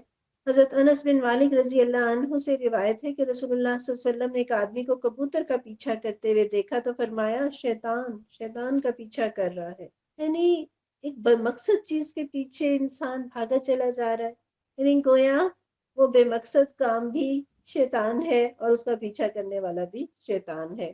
پھر اسی طرح سے نماز با جماعت چھوڑ دینے والوں پر شیطان غالب آ جاتا ہے۔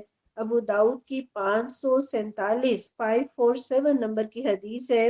ابو دردہ رضی اللہ عنہ کہتے ہیں میں نے رسول اللہ صلی اللہ علیہ وسلم کو فرماتے ہوئے سنا کہ جس گاؤں یا بستی میں 3 افراد بھی ہوں اور ان میں نماز با جماعت کا اہتمام نہ ہو تو شیطان ان پر مسلط ہو جاتا ہے، لہٰذا تم جماعت کو لازم پکڑو۔ بھیڑیا ہمیشہ دور رہنے والی اکیلی بکری ہی کو کھاتا ہے۔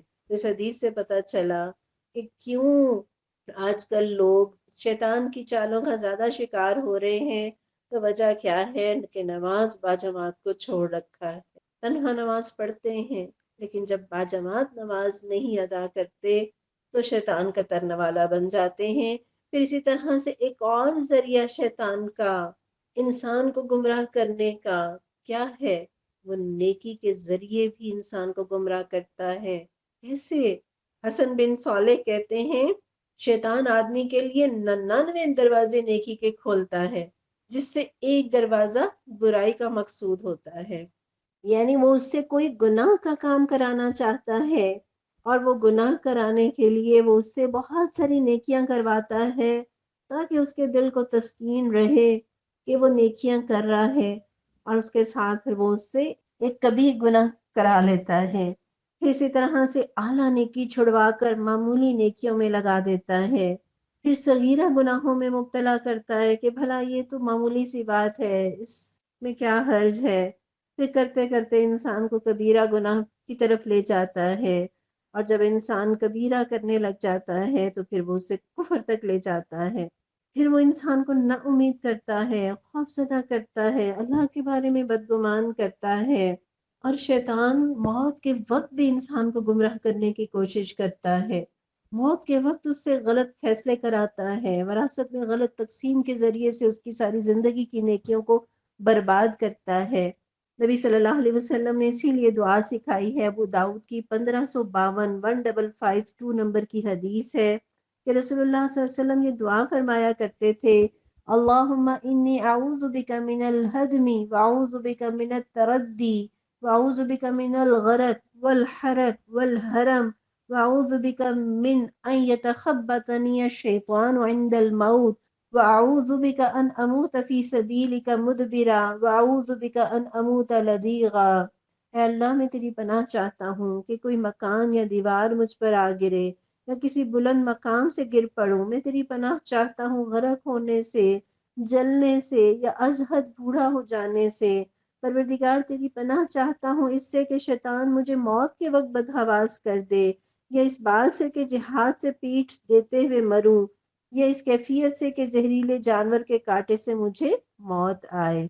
تو اس میں یہ والا حصہ واعوذ بک من ان یتخبطنی الشیطان عند الموت، کہ پروردگار میں تیری پناہ چاہتی ہوں اس بات سے کہ موت کے وقت شیطان مجھے بدحواس کر دے۔ تو کثرت سے یہ دعا مانگی اللہ تعالیٰ ہماری موت کے وقت میں حفاظت فرمانا، ہمارے ایمان کی حفاظت فرمانا۔ ہم اس 99 قتل کرنے والے آدمی کا قصہ بھی حدیث کی کتابوں میں پڑھتے ہیں کہ جس نے پھر 100 کا عدد بھی پورا کر لیا، اور جب اس نے توبہ کی اور اس کو ایک عالم نے ہجرت کا مشورہ دیا تاکہ وہ برے ماحول سے بچ کر اپنے آپ کو نیکی پر قائم کر سکے، تو ہم جانتے ہیں کہ ابھی وہ سفر میں تھا کہ موت کی کیفیت اس پر طاری ہو گئی۔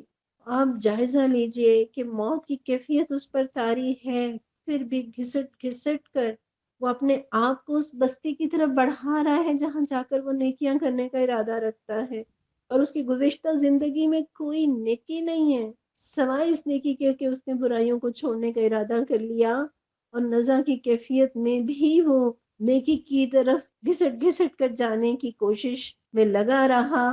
کس طرح سے رحمت کے فرشتوں نے اس کی روح کو قبض کر کے اسے خوبصورت موت سے ہمکنار کیا۔ تو اللہ موت کے وقت ہمارے ایمان کی حفاظت کرنا، شیطان کی چالوں سے ہمیں بچانا، اور شیطان کی جگہ اور اس کی حالتیں کیا ہیں۔ بازار شیطان کا میدان کارزار ہے۔ مسلم کی 6315 نمبر کی حدیث میں آتا ہے، سلمان فارسی رضی اللہ عنہ روایت کرتے ہیں کہ تمہارے بس میں ہو تو بازار میں داخل ہونے والے سب سے پہلے اور اس سے نکلنے میں سب سے آخری شخص مت بنو، کیونکہ وہ شیطان کا میدان کارزار ہے اور یہیں وہ اپنا جھنڈا نصب کرتا ہے۔ پھر اسی طرح سے بیت الخلاء، اس کے حوالے سے بھی نبی صلی اللہ علیہ وسلم نے یہ دعا سکھائی ہے۔ بخاری کی 6322 نمبر کی حدیث ہے کہ آپ صلی اللہ علیہ وسلم جب بیت الخلاء میں جاتے تو یہ دعا پڑھتے، اللہم انی اعوذ بک من الخبث والخبائث، اے اللہ میں خبیث جنوں اور جننیوں کی برائی سے تیری پناہ مانگتا ہوں۔ پھر اسی طرح سے شیطان جو ہے وہ ناک کے بند سے میں رات گزارتا ہے۔ نبی صلی اللہ علیہ وسلم فرماتے ہیں، مسند احمد کی 8607 نمبر کی حدیث ہے کہ جب تم میں سے کوئی شخص وضو کرے تو ناک کو اچھی طرح صاف کر لے، کیونکہ شیطان اس کی ناک کے بند سے میں رات گزارتا ہے۔ اسی طرح ابو داؤد کی 646 نمبر کی حدیث ہے کہ ابو رافع کہتے ہیں، بلا شبہ میں نے رسول اللہ صلی اللہ علیہ وسلم سے سنا ہے کہ جوڑے کا یہ مقام شیطان کی بیٹھک ہے، یعنی یہ جو اونچا سا کر کے جوڑا بنانا یہ شیطان کی بیٹھک ہے۔ اور شیطان کیسے کھاتا اور کیسے پیتا ہے، ابن ماجہ کی 3266 نمبر کی حدیث ہے، نبی صلی اللہ علیہ وسلم نے فرمایا، تم میں سے ہر ایک کو چاہیے کہ دائیں ہاتھ سے کھائے، دائیں ہاتھ سے پیے، دائیں ہاتھ سے لے اور دائیں ہاتھ سے دے، کیونکہ شیطان بائیں ہاتھ سے کھاتا ہے، بائیں ہاتھ سے پیتا ہے، بائیں ہاتھ سے دیتا ہے اور بائیں ہاتھ سے لیتا ہے۔ تو یہ تھا شیطان اور اس کی چالوں کا تذکرہ، اور کچھ اس سے بچنے کی صورتیں ہم نے اس دوران میں بھی پڑھی ہیں، لیکن اس کے ساتھ الگ سے کچھ اور چیزیں بھی ہم دیکھ لیتے ہیں۔ اس میں پہلی چیز تو یہ ہے کہ یہ احساس ضرور رہے کہ شیطان ہے بڑا کمزور، باوجود اس کے کہ پرواز کی طاقت رکھتا ہے، انسان کی رگوں میں خون کی طرح دوڑتا ہے، وسوسہ اندازی کرتا ہے، مستقل انسان کو گمراہ کرنے کی کوشش کرتا ہی چلا جاتا ہے، مگر اللہ تعالیٰ قرآن میں فرماتے ہیں اِنَّ کَیْدَ الشَّیطَانِ کَانَ ضَعِیفًا، کہ شیطان کی چال بڑی کمزور ہے۔ اور خود شیطان نے کہا کہ اِلَّا عِبَادَکَ الْمُخْلَصِینَ، میں تیرے چنے ہوئے بندوں پر کوئی کنٹرول، کوئی اختیار نہیں رکھتا، یعنی مومن اس کے کنٹرول میں نہیں آ سکتا۔ اللہ سے دعا کرتے ہیں کہ پروردگار تو ہمیں اپنے چنے ہوئے بندوں میں شامل کر لے۔ مسلم کی 6202 6202 نمبر کی حدیث ہے، رسول اللہ صلی اللہ علیہ وسلم نے حضرت عمر رضی اللہ عنہ سے فرمایا تھا، اس ذات کی قسم جس کے ہاتھ میں میری جان ہے، جب کبھی شیطان تمہیں کسی راستے میں چلتا ہوئے ملتا ہے تو تمہارا راستہ چھوڑ کر دوسرا راستہ اختیار کر لیتا ہے۔ کس بنا پر؟ حضرت عمر رضی اللہ عنہ کے ایمان کی پختگی کی بنا پر۔ مومن پر اس کا کوئی کنٹرول نہیں ہے، مضبوط ایمان رکھنے والوں پر اس کا کوئی زور نہیں چلتا۔ اسی طرح مجمع الزوائد کی 452 نمبر کی حدیث ہے، ابو ہریرہ رضی اللہ عنہ نبی صلی اللہ علیہ وسلم کا یہ فرمان نقل کرتے ہیں کہ مومن اپنے شیاطین کو یوں تھکا دیتا ہے جس طرح سفر کے دوران کوئی شخص اپنے اونٹ کو تھکا دیتا ہے۔ ظاہر ہے شیطان دائیں سے آتا ہے، بائیں سے آتا ہے، آگے سے آتا ہے، پیچھے سے حملہ کرتا ہے، لیکن مومن اسے ہر طرف سے دھتکارتا ہے، اس کی چال میں نہیں آتا، اور وہ دائیں بائیں اور آگے پیچھے سے آ کر تھک کر نڈھال ہو جاتا ہے۔ تو مومن اپنے شیاطین کو اس طرح سے تھکاتا ہے جیسے کوئی سفر کے دوران اپنی سواری کو تھکاتا ہے۔ سورہ نحل میں بھی اللہ تعالیٰ فرماتے ہیں اِنَّهُ لَيْسَ لَهُ سُلْطَانٌ عَلَى الَّذِينَ آمَنُوا وَعَلَى رَبِّهِمْ يَتَوَكَّلُونَ، کہ شیطان کو ان لوگوں پر تسلط حاصل نہیں ہوتا جو ایمان لاتے اور اپنے رب پر بھروسہ کرتے ہیں۔ تو اپنے ایمان پر کام کرنے کی ضرورت ہے، اپنے ایمان کو مضبوط بنانے کی ضرورت ہے کہ یہ ایمان مجھے اور آپ کو اللہ کی رحمتوں سے شیطان کے وار سے اور اس کی چالوں سے بچائے گا، اور رب پر بھروسہ کرنا، رب سے دعائیں مانگنا، اس پر توکل کرنا، اس سے شیطان کی چالیں بے اثر ہو جائیں گی۔ بعض سلف سے یہ حکایت منقول ہے کہ انہوں نے اپنے شاگرد سے کہا کہ جب شیطان گناہ کو تیری نظروں میں مزین کرے گا تو کیا کرے گا؟ اس نے جواب دیا، میں اسے مشقت میں ڈالوں گا۔ انہوں نے پھر پوچھا تو اس نے یہی کہا، تو انہوں نے کہا یہ بات بہت بڑی ہے، یہ بتا اگر تو کسی بکریوں کے گلے پر گزرے اور گلے کا کتا تجھ پر حملہ کرے تو کیا کرے گا؟ اس نے کہا میں کتے کو ماروں گا اور حتی الامکان اسے ہٹاؤں گا۔ بزرگ نے کہا یہ تیرے لیے بڑا کام ہے، تجھے چاہیے کہ گلے کے مالک کو پکارے کہ وہ تجھے کتے کے شر سے بچائے۔ تو پتہ کیا چلا کہ ہم شیطان کے وار سے بچنے کے لیے سب سے کارگر ہتھیار اس کے مالک سے دعا مانگنا، یعنی اللہ سبحانہ و تعالیٰ سے دعا مانگنا ہے کہ پروردگار تو ہمیں اپنی پناہ میں لے لے۔ اور قرآن پڑھتے ہوئے بھی اللہ تعالیٰ نے کیا سکھایا، فَإِذَا قَرَأْتَ الْقُرْآنَ فَاسْتَعِذْ بِاللَّهِ مِنَ الشَّيْطَانِ الرَّجِيمِ، کہ جب تم قرآن پڑھنے لگو تو شیطان رجیم سے اللہ کی پناہ مانگ لیا کرو۔ اور شیطان تو اس وقت انسان کو کچوکے لگاتا ہے جب انسان ابھی اس دنیا میں آتا ہی ہے۔ بخاری کی 4548 4548 نمبر کی حدیث ہے، آپ صلی اللہ علیہ وسلم نے فرمایا ہر بچہ جب پیدا ہوتا ہے تو شیطان اسے پیدا ہوتے ہی چھوتا ہے، جس سے وہ بچہ چلاتا ہے سوائے مریم علیہ السلام اور ان کے بیٹے حضرت عیسیٰ علیہ السلام کے۔ پھر ابو ہریرہ رضی اللہ عنہ نے فرمایا کہ اگر تمہارا جی چاہے تو یہ آیت پڑھ لو کہ وَإِنِّي أُعِيذُهَا بِكَ وَذُرِّيَّتَهَا مِنَ الشَّيْطَانِ الرَّجِيمِ، کہ یہ کلمہ حضرت مریم علیہ السلام کی ماں نے کہا تھا، اللہ نے ان کی دعا قبول کی اور مریم اور عیسیٰ علیہ السلام کو شیطان کے ہاتھ لگانے سے بچا لیا۔ تو ولادت کے وقت مائیں یہ کلمہ پڑھیں وَإِنِّي أُعِيذُهَا بِكَ وَذُرِّيَّتَهَا مِنَ الشَّيْطَانِ الرَّجِيمِ، کہ پروردگار میں اپنی اس اولاد کو اور اس کی نسلوں کو شیطان مردود سے تیری پناہ میں دیتی ہوں۔ پھر اذان سے شیطان بھاگتا ہے، تکبیر سے شیطان بھاگتا ہے، اسی طرح جب بندہ اللہ کا نام لے لیتا ہے تو شیطان کا بس نہیں چلتا۔ مسلم کی 5262 5262 نمبر کی حدیث ہے، رسول اللہ صلی اللہ علیہ وسلم نے فرمایا جب کوئی شخص اپنے گھر میں داخل ہو اور گھر میں داخل ہوتے وقت، کھانا شروع کرتے وقت اللہ کا نام لے تو شیطان کہتا ہے کہ یہاں تمہارے لیے ٹھہرنے کی جگہ ہے، نہ کھانا ہے۔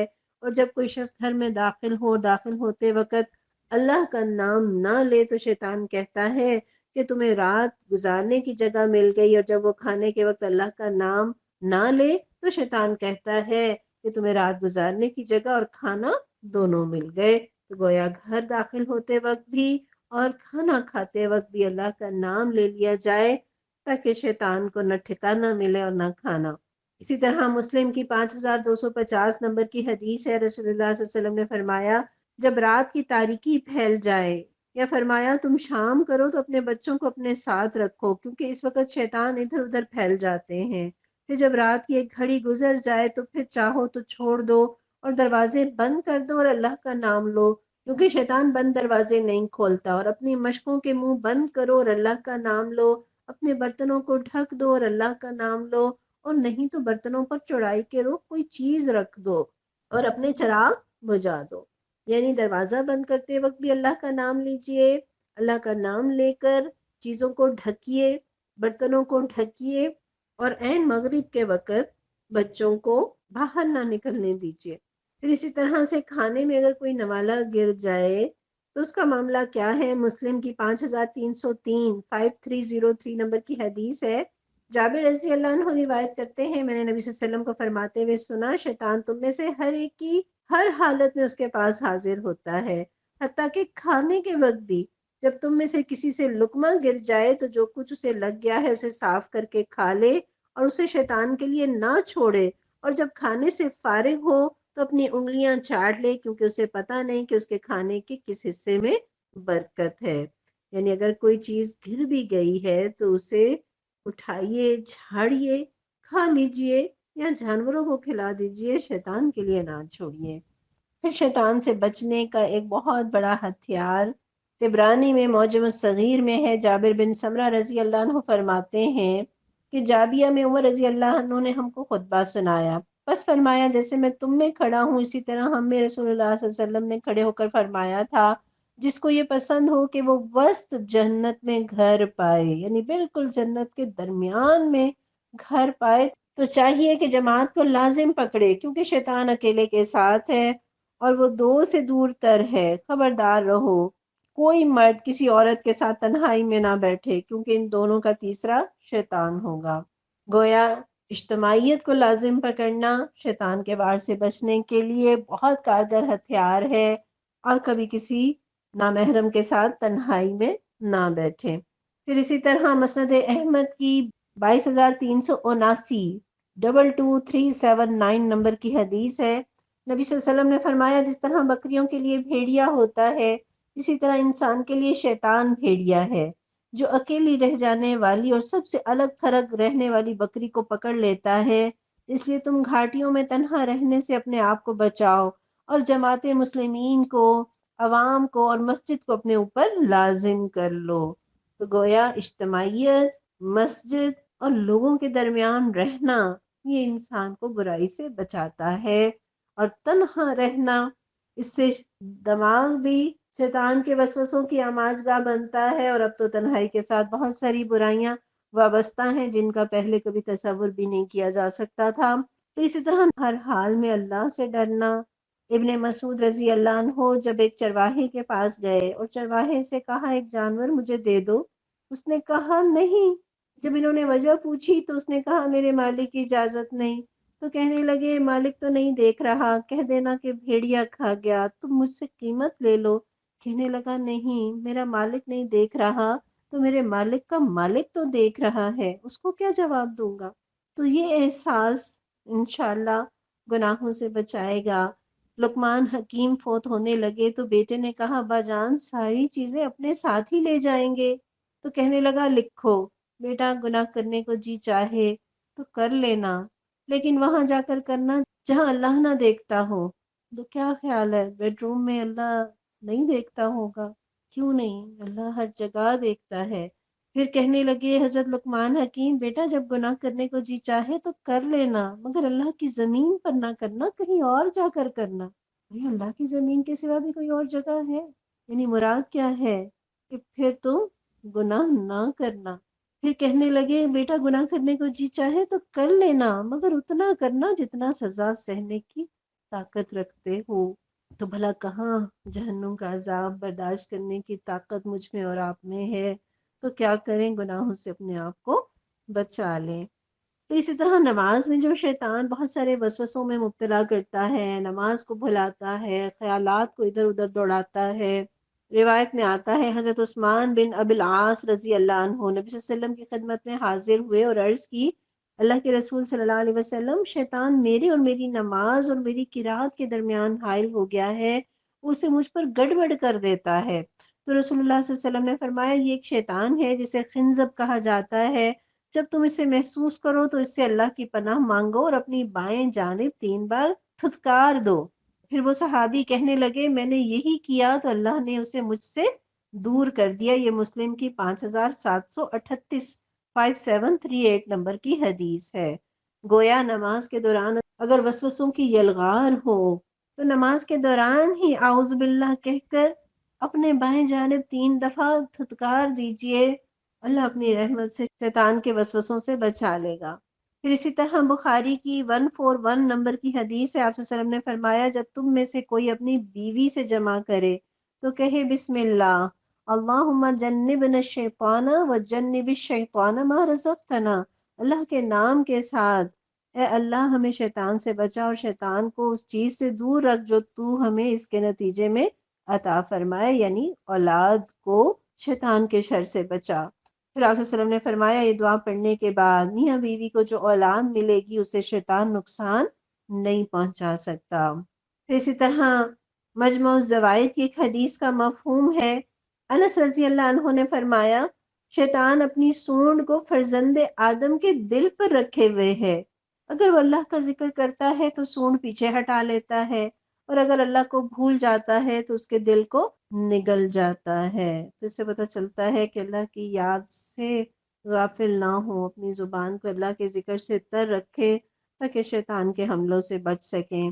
پھر جماعی شیطان کی طرف سے ہے، مسلم کی 7492 7492 نمبر کی حدیث ہے۔ آپ صلی اللہ علیہ وسلم نے فرمایا جب تم میں سے کسی کو جماعی آئے تو وہ اسے اپنے ہاتھ سے روکے، کیونکہ شیطان اندر داخل ہوتا ہے، یعنی جماعی کے ذریعے شیطان جو ہے وہ انسان کے اندر داخل ہوتا ہے، تو بزور انسان پھر اپنے ہاتھ سے اپنی جماعی کو روکے۔ پھر بخاری کی 2311 نمبر کی حدیث کے ذریعے سے ہمیں پتہ چلتا ہے کہ خود شیطان نے آیت الکرسی کا بتایا کہ جب تم بستر پر لیٹنے لگو تو آیت الکرسی پڑھ لیا کرو، تو ایک نگران فرشتہ اللہ کی طرف سے برابر تمہاری حفاظت کرتا رہے گا اور صبح تک شیطان تمہارے پاس کبھی نہیں آ سکے گا۔ تو آیت الکرسی شیطان سے بچنے کے لیے بڑا کارگر ہتھیار ہے۔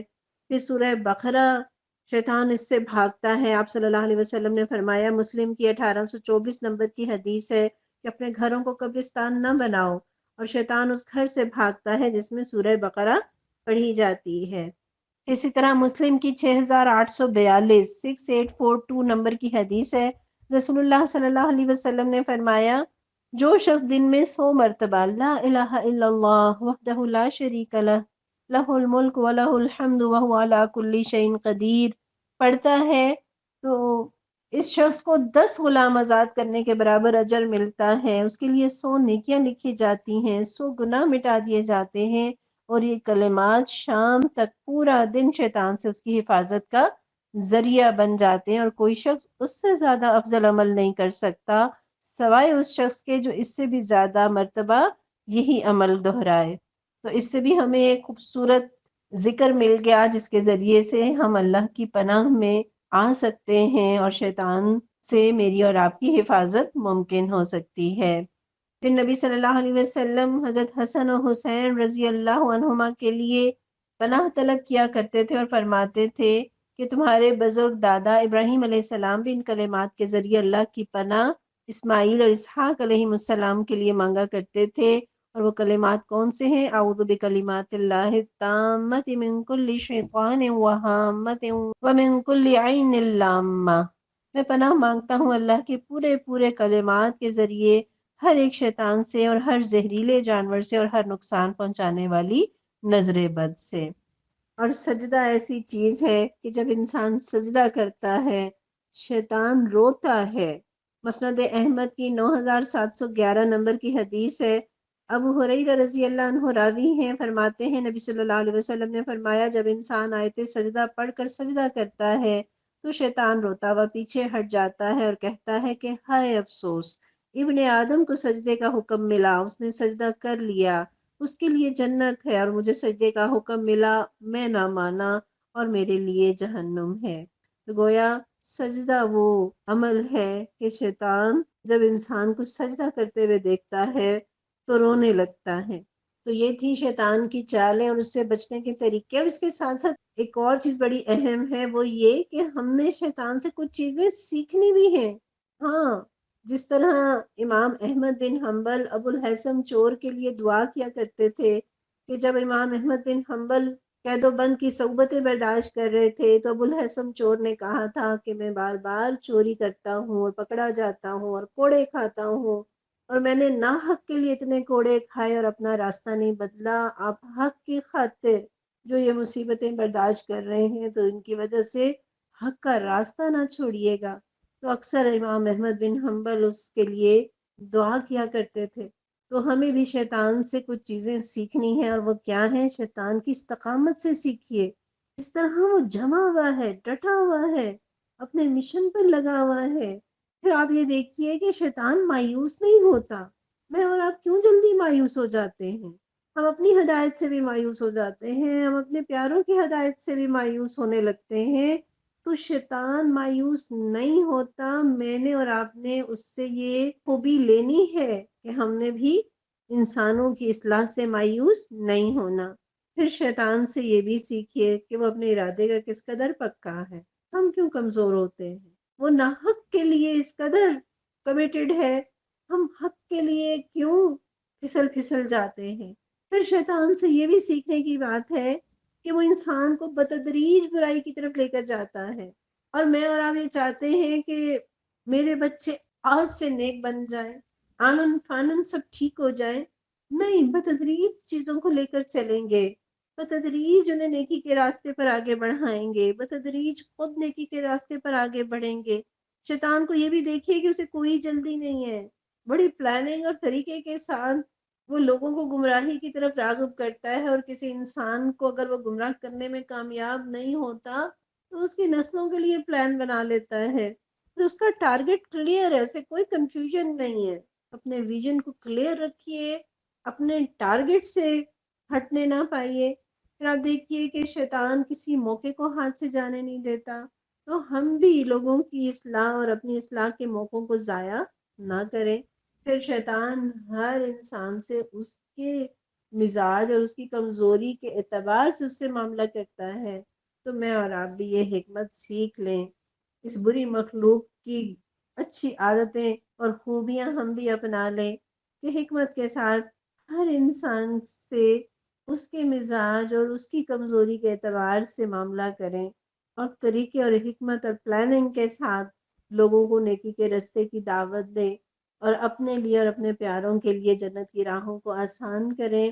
اللہ سے دعائیں بھی مانگیں گے، علم کے ذریعے سے اپنے ایمان کو مضبوط بھی کریں گے، اچھی محفلوں کے ساتھ اچھے لوگوں کی صحبت میں رہتے ہوئے اپنے آپ کو نیکی پر مضبوط اور قائم رکھنے کی کوشش کریں گے، صالح اجتماعیت کو اختیار کرنے کی کوشش کریں گے، اور دعا اور اذکار کے ذریعے سے اپنے آپ کو اللہ کی پناہ میں دے دیں گے۔ انشاءاللہ تعالیٰ اللہ کی رحمت سے میں اور آپ شیطان کے وار سے اپنے ایمان کو بچاتے ہوئے، اپنی نیکیوں کے سرمایے کی حفاظت کرتے ہوئے، اور مزید نیکیوں کے لیے محنتیں کرتے ہوئے اپنے رب کی جنتوں کو پالیں گے۔ ربنا تقبل منا انك انت السميع العليم وتب علينا انك انت التواب الرحيم، وصلى الله تعالى على رسول خير خلقه محمد وعلى آله وصحبه اجمعین برحمتك یا ارحم الراحمین، آمین یا رب العالمین۔ السلام علیکم ورحمۃ اللہ وبرکاتہ۔